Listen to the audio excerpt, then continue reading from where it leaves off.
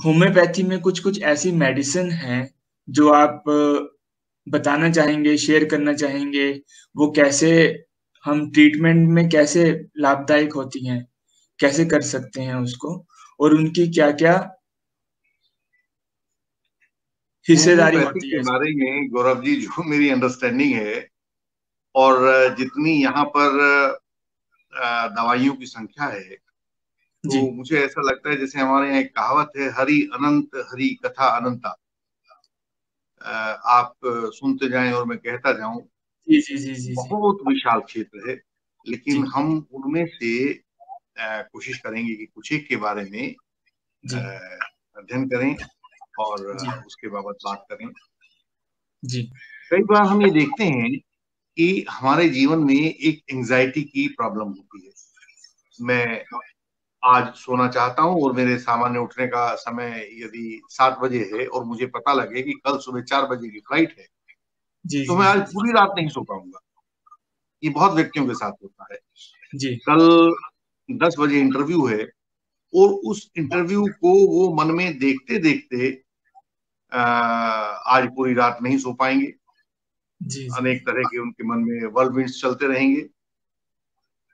या सुबह जब 10 बजे है और आधे घंटे का रास्ता है, तो वो बजाय घर से 9:30 बजे या 9 बजे चलने के, वो सुबह 8:30 बजे या 8 बजे चल पड़ेंगे कि अरे कहीं ऐसा ना हो। तो ये जो जी, एप्रीहेंशन या एप्रीहेंसिव एंजाइटी है, ये एक मुख्य लक्षण देखने में पाया जाता है। मैंने देखा कि इन व्यक्तियों के हमें सभी लक्षणों का अध्ययन करना होता है और हम ये देखते हैं कि इन व्यक्तियों में मीठे को लेकर एक विशेष लगाव होता है। और मैंने ऐसे लोगों को देखा है कि यदि वो ऊपर किसी ऊंचाई की जगह से नीचे की तरफ देखते हैं, तो उन्हें लगता है कि मुझे बस कूद ही जाना चाहिए खिड़की से बाहर। जी, जी, या जी, वो जब बहुत ऊंची ऊंची इमारतों को देखते हैं, तो उन्हें लगता है कि अरे ये इमारतें कहीं मेरे ऊपर ना गिर जाएं। तो ऐसी अवस्था के लिए हमारे पास एक अर्जेंटम नाइट्रिकम, जिसे हम सामान्य भाषा में सिल्वर नाइट्रेट कहते हैं। जी, जी, जी, सिल्वर नाइट्रेट का एक दवाई होती है और हम उसे देते हैं और हमने देखा है कि रोगी इससे बिल्कुल ठीक हो जाते हैं। लेकिन अर्जेंटम नाइट्रिकम एक बहुत गहरी दवाई है और ये आपके सेल्फ कॉन्फिडेंस को रिस्टोर करने में, जब आप ऐसा self confidence, anxiety based self confidence में कमी महसूस कर रहे हो, तो उसे रिस्टोर करने में ये एक प्रमुख दवाइयों में आती है।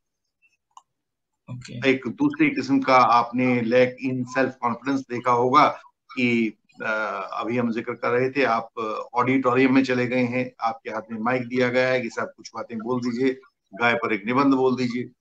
जी, जी, और जी, आप देखते हैं कि वो सज्जन अपनी बात नहीं कह पाते हैं।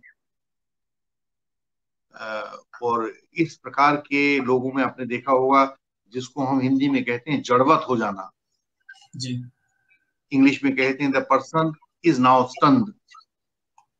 तो ये जो स्टन हो जाने वाले लोग हैं, ये जिनके हाथ पैरों में लकवा मार जाता है, उन लोगों को हम जेलसीमियम नाम की दवाई से ठीक करते हैं। जेलसीमियम उसके लिए दिया जाता है। और अगर हमें पहचानना हो कि किन व्यक्तियों को जेलसीमियम दिया जाना है, तो हम देखेंगे कि उनको प्यास नहीं लगती, जी, उनको धूप में रहकर थोड़ा सा आराम मिलता है, और जैसे ही वो छांव में या किसी अंधेरे कमरे की ओर चले जाते हैं, उन्हें बड़ी प्रॉब्लम होने लगती है। सिर के पिछले भाग में, गर्दन के पिछले भाग में लगातार एक दर्द और तनाव बना रहता है। यहाँ इसको रूट ऑफ द नोज कहते हैं, जहाँ नाक और आंखें मिलती हैं, उस जगह पर दबाव, तो बड़ा उनको आराम महसूस होता है।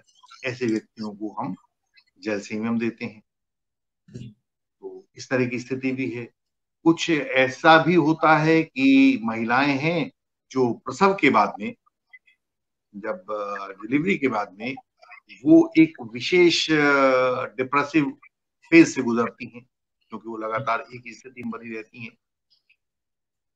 उनकी फ्री मूवमेंट पर मुश्किल आ जाती है। तो ऐसे समय में उनके ऊपर भी एक विचारों का द्वंद जैसे दिमाग में चलता रहता है।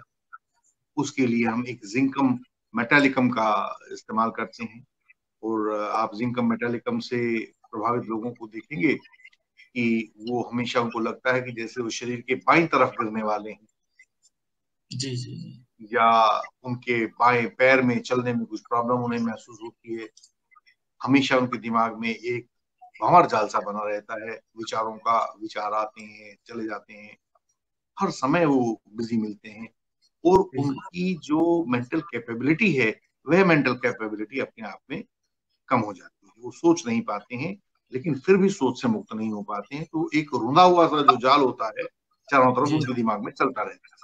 जी तो ये हमारे पास कुछ प्रमुख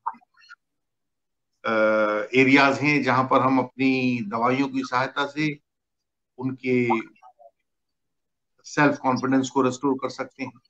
जी जी जी या एक नया एरिया आप लोग आजकल देख रहे हैं, नया एरिया हम कोविड-19 के बाद वाली स्थितियों में देख रहे हैं।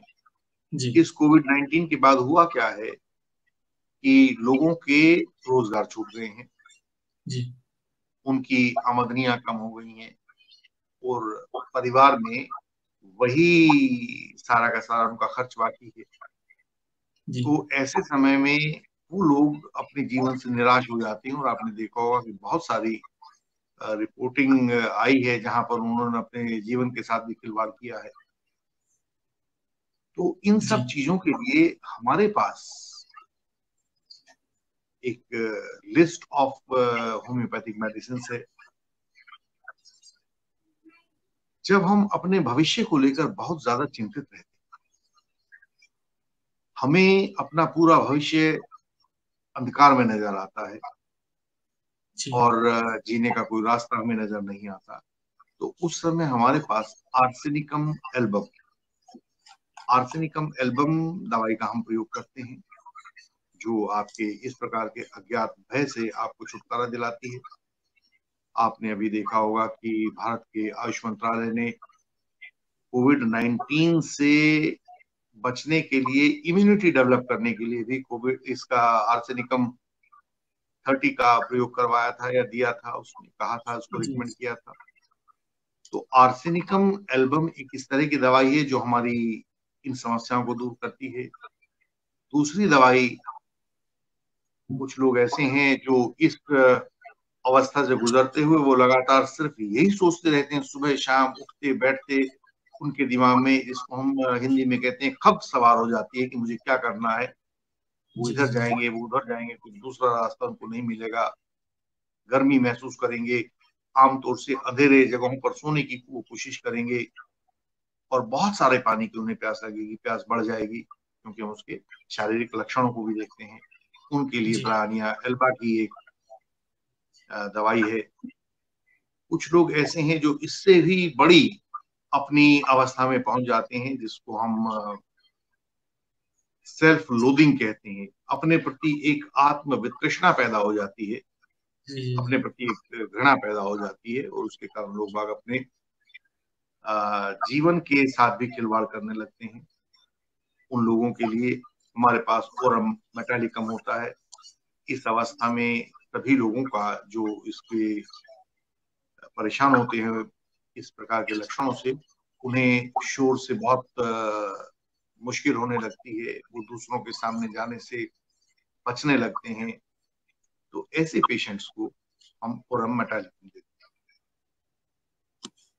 तो ऐसी बहुत सारी और दवाइयां हैं हमारे पास। डिजिटलिस है, जिन लोगों जी को इन सब प्रभावों के कारण उनके शरीर में हृदय रोग आदि हो जाते हैं, किसी भी बुरी सूचना को, किसी भी बुरी इंफॉर्मेशन को वो सहन नहीं कर पाते हैं, और उन्हें लगता है कि उनका दिल बिल्कुल निकल के बाहर गिर पड़ेगा।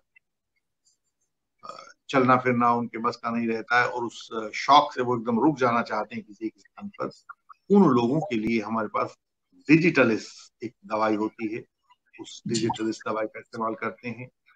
अचानक से कई बार हमारी स्थिति बिगड़ जाती है, तो जहां अचानक वाला शब्द आता है और हमें लगता है कि हम स्थितियों को सामना नहीं कर पा रहे हैं, अचानक वाली परिस्थितियों में हम एकोनिटम नेपलस का इस्तेमाल करते हैं। एकोनिटम नेपलस को हम पेशेंट को देंगे तो उसे तत्काल लाभ होगा। जी जी तो जी इस प्रकार की कुछ दवाइयां हैं। जी अगर आप इसमें किसी खास किस्म की बात को पूछना चाहें तो। जी या मुझे अचानक एक और परिस्थिति याद आ गई है। आप देखेंगे कि जब आप कोई बुरा समाचार सुनते हैं, तो बुरा समाचार सुनने के बाद आपको पिट ऑफ द स्टोमक, छाती के एकदम नीचे जहां पेट शुरू होता है, जी वहां जी पर आपको लगता है कि कुछ खाली खाली सा घूम रहा है और वो पीछे आपकी कमर में से निकल रहा है। तो ऐसा लगता है जैसे कोई बर्मा चला के आपका सुराग कर रहा है, आपके यहाँ पेट से लेकर। वो एक विशेष प्रकार का डर होता है जब जी आपको लगे कि कोई बहुत बुरी घटना आपके साथ घटित होने वाली है। उस समय ऐसी अवस्था से बचने के लिए हमारे पास कैलियम कार्बोनिकम नाम की दवाई होती है। उस कैलियम कार्बोनिकम से जब हम उसका सेवन करेंगे तो इस तरह के भय से हमारी मुक्ति हो जाएगी।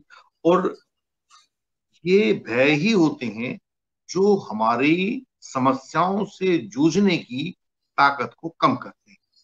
जी जी जी जी वही ताकत में कमी हमारी लैक ऑफ सेल्फ कॉन्फिडेंस कहलाती है। जी जी तो जी जी बेसिकली ये सारी की सारी दवाइयां जिनके बारे में हम अभी विचार कर रहे हैं, ये आपके सेल्फ कॉन्फिडेंस को बढ़ाने वाली दवा। जी इसके अलावा बहुत सारी ऐसी परिस्थितियां होती हैं जो बिल्कुल स्पेसिफिक होती हैं, जो किसी खास आदमी के साथ होती हैं, लेकिन वो हम उस पेशेंट से बात करके तब हम जान पाएंगे कि आप किन हालात से गुजर रहे हैं और आपको इस हालात से पार पाने के लिए इस दवाई का उपयोग किया जाना चाहिए। जी जी डॉक्टर साहब, बहुत बहुत आपने बहुत अच्छी जानकारी दी। एक एक क्वेश्चन प्रश्न आ रहा है, मैं इसको ले लेता हूँ। जी तो ये प्रश्न कुछ इस तरह है, जो हमने अभी मेडिसिन का नेम लिए हैं उसी के रिलेटेड। जी लाइक हम एलोपैथी के डॉक्टर्स बोलते हैं, कुछ मेडिसिन लिख दी उन्होंने कि जब वो एसओएस करके होता है, जब आपको तकलीफ हो तब आप ले लो। तो वो जो कह रहे हैं कि आपने जो अभी मेडिसिन के नाम लिए हैं, तो क्या ये इसको कोई भी विदाउट कंसल्टेशन ऑफ होम्योपैथ वो डायरेक्टली मार्केट से ले सकता है? क्या ये दवाइयाँ मार्केट में उपलब्ध हैं? क्या आप थोड़ा सा इस पे बताइए कि हमारे दर्शक जो ये चाह रहे हैं कि कुछ एसओएस टाइप दवाइयाँ होती हैं जो हम ले सकें। हाँ, इसमें हमने पिछले अपने डिस्कशन में भी बात की थी और मैं दोबारा बताना चाहता हूँ। एलोपैथिक सिस्टम में बीमारी इंपॉर्टेंट होती है।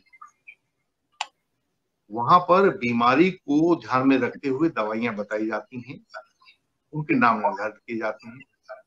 तो वो एक पर्टिकुलर सेट ऑफ सिस्टम को टीबी कहेंगे, एक पर्टिकुलर सेट ऑफ सिस्टम को फ्लू कहेंगे, एक पर्टिकुलर सेट ऑफ सिस्टम को वो किसी अन्य बीमारी के नाम से बताएंगे। तो उनके यहाँ बीमारियां इंपॉर्टेंट है। वो बताते हैं कि जब ये सेट ऑफ सिम्टम्स आपके पास हो, यानी कि ये पर्टिकुलर बीमारी आपको हो, तो इस दवा को आप एसओएस के रूप में इस्तेमाल कर सकते हैं। लेकिन होम्योपैथी का नुक्ता नजर अलग है, इसका दृष्टिकोण अलग है। इसमें बीमारी जैसी कोई चीज नहीं होती, इसमें तो सिर्फ व्यक्ति होता है जो अपनी सेंट्रल पोजीशन से हट गया हो। तो अगर इसमें बीमारी नहीं है तो कोई ऑब्जेक्टिविटी भी नहीं है। जी ऐसा नहीं कि जिस व्यक्ति को भी आप लैक ऑफ सेल्फ कॉन्फिडेंस देखेंगे, या जिस व्यक्ति को भी आप कॉन्स्टिपेशन देखेंगे, या जिस व्यक्ति को भी आप डायरिया देखेंगे, या जिस व्यक्ति को भी आप अस्थमा देखेंगे, तो उसे कोई एक पर्टिकुलर दवाई बता देंगे। ऐसा होम्योपैथी में संभव नहीं है। जी हाँ, लेकिन फिर भी एक बहुत मिनिमम लेवल पे अगर मैं कह सकता हूं, तो इतना मैं कह सकता हूं कि इसमें एकोनिटम नेपेलस किसी भी प्रकार की आपको प्रॉब्लम है, यदि वो एकाएक पैदा हो गई है, आपके पास इतना समय नहीं मिल पा रहा है कि आप किसी डॉक्टर के पास, किसी एक्सपर्ट के पास जा पाए, तो वो आपके एकाएक पैदा होने वाले सिम्टम्स को, किसी भी इस तरह के सिम्टम्स हो, उनको रोक देती है। मैंने वो कुछ हार्ट पेशेंट्स को भी देखा है। अगर आप एक एंजाइना पेक्टोरिस के पेशेंट को एकोनिटम देते हैं, तो उसके पास इतना समय होता है कि वो डॉक्टर के पास जाकर आराम से अपनी बात को कह सके। तो कैसे? एसओएस के रूप में तो यहाँ मुझे सिर्फ एक एकोनिटम नेपेलस लगती है, और यदि बहुत भयंकर कहीं सिम्टम्स आ गए हैं आपके,